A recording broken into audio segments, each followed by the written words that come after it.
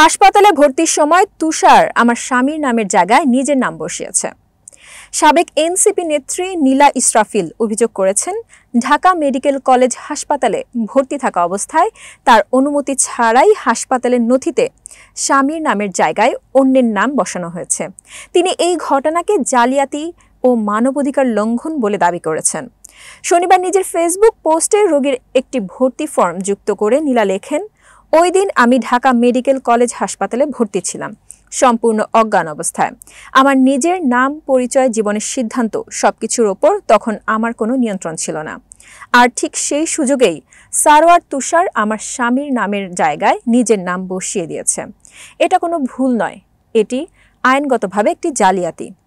তিনি আরও উল্লেখ করেন, বাংলাদেশ দণ্ডবিধির 468 এবং 471 ধারায় প্রমাণ হিসেবে ব্যবহারযোগ্য নথিতে মিথ্যা তথ্য প্রদান ও তা ব্যবহার করা শাস্তিযোগ্য অপরাধ।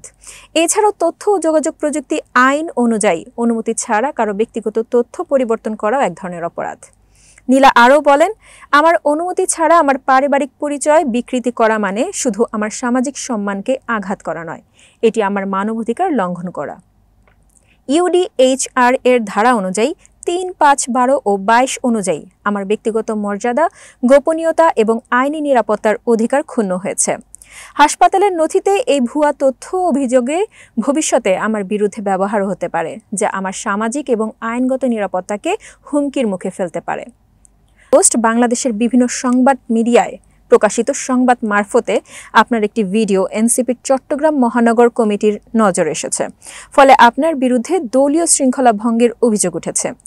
এতক্ষণ বার্তা বৈঠকের সাথে থাকার জন্য ধন্যবাদ। নতুন নতুন তথ্য ও সংবাদ পেতে বার্তা বৈঠকের ফেসবুক পেজ ও ইউটিউব চ্যানেলের সাথেই থাকুন।